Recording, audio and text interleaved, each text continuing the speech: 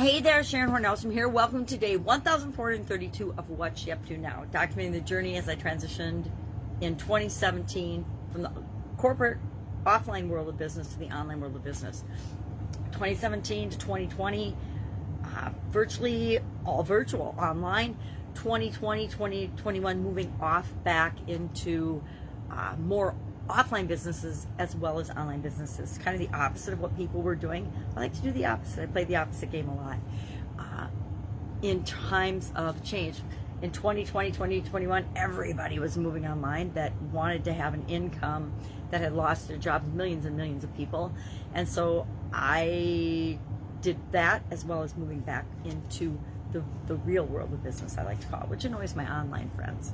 So today I called this one, Get Up and Go Further to Supersize, to tie up loose ends in order to supersize and grow your business. And why that? Because our idiom, our expression for supersize your business today was to tie up loose ends. And we've talked about this one before. Of the like 1,100 idioms we've done so far, I think we're at just under 1,100 in a row.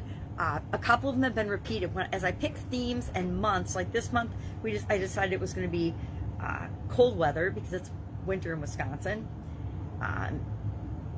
The week of Christmas, we did Christmas idioms, and then this last week of the year, we've done ending idioms, so tie up loose ends. So when I pick a theme, sometimes I end up doing idioms that we have talked about before. But if I talked about it 500 idioms ago, my perspective, my understanding, my approach, my way of looking at it and tying it to business has changed because I'm not the same person, the same exact individual that I was, because I've got 500 days more experience than I had when I covered it last time. So even though I repeat them every once in a while, I think I have a slightly different twist or take on them.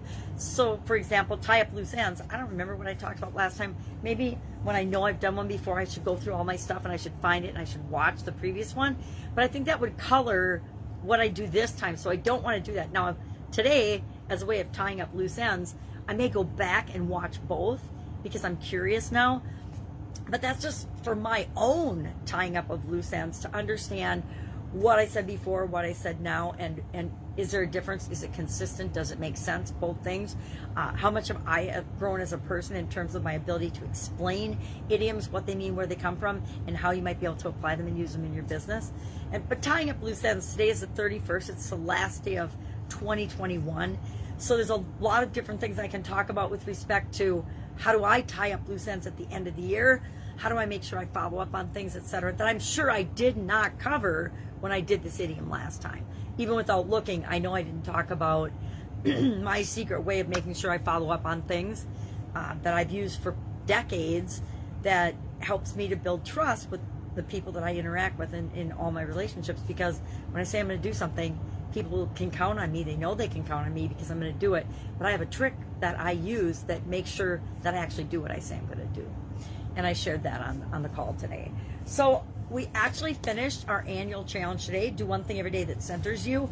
And it's interesting, but I never read the book introduction until after I finished the challenge today. I was like, oh, that's right. I never went back and looked at that and read it.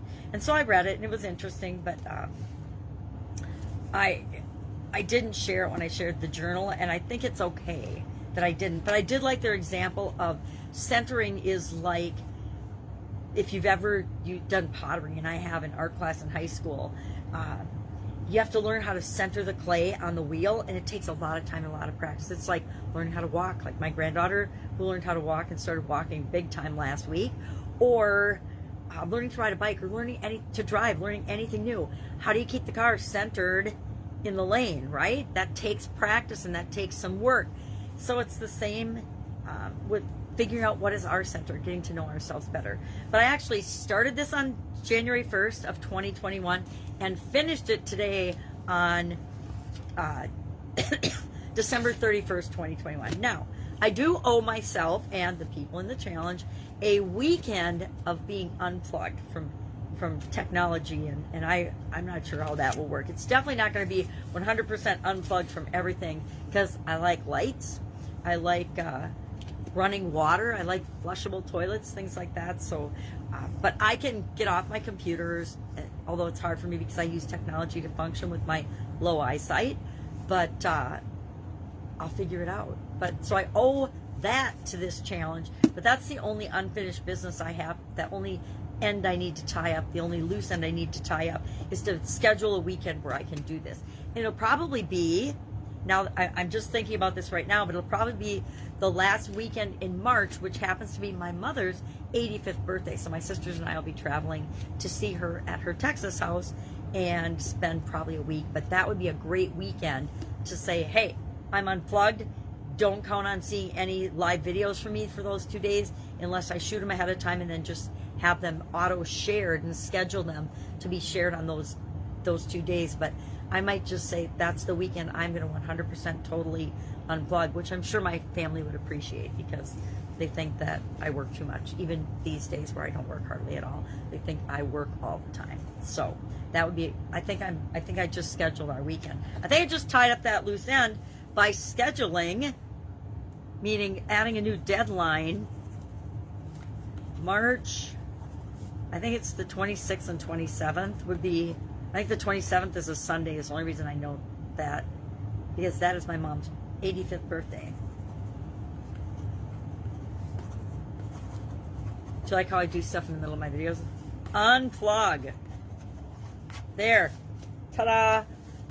So, it's not going to be till probably April that I actually follow up on that. Unless I talk about unplugging before I unplug and then share the videos those days. That might be a good idea too. So, finish that challenge. Next challenge will start tomorrow. I don't know what page I'm going to do it on yet, but I will do day one for sure on the Sharon Horne-Ellstrom page. So people that have been involved in the previous challenge, the last two anyway, will know that that's on the Sharon Horne-Ellstrom page. 2020 and 2021 were on my Sharon Horne-Ellstrom Facebook page. That's where I recorded them originally. Because I was getting away from my pajama grandma persona and then COVID hit. So it was a transition. I still have lots of grandma-y stuff around me, which might transition in 2022 as well. I think I might go for a more professional backdrop, but then again, I might not, because this is me and I am all about being myself and showing up as I am and who I am and talking how I do. And that's how I attract and repel people, right? People that think I'm the Wicked Witch of the West, they don't watch me. They don't have to watch me. People that like me, they can watch me and deal with my busy, fun, kid-like, childlike, makes me happy background. Our Get Up and Go challenge we finished off today, and we talked about the transformation that we made by learning the SOAP framework and then repeating it so we could install it in our subconscious and have an automatic way, as easy as breathing, to deal with changes and challenges and obstacles and setbacks and problems and things that come up in each and every one of our lives pretty much every day. I don't know about you, but I cannot really think of a single day in my life that I haven't had some kind of a change or challenge or thing that I had to deal with, right? Just, it's the nature of living, right? It's about our life and our experiences. So I think it's very important that we have a process that will guarantee we get better results. And that's why I've shared the Get Up and Go challenge as a 30+ day challenge 10 times in the last, we just finished the 10th one in the last 2 years, and we didn't start until April of 2020, along with the whole pandemic stuff. So 2022, not sure what the future of the Get Up and Go challenge is. I think there's probably a book in it for sure. I'm spilling my beans here. There's a book in it for sure. And then there's probably some changes coming down the pipe, or just a way of offering all of that content that we've created over the last 2 years for more people to be exposed to, because I think it's a great framework. And I love frameworks. If we can find a way to make life simpler and easier, why would we not do it? If we can find an easy way to do something, an easy way to handle a complex thing, why wouldn't we do that?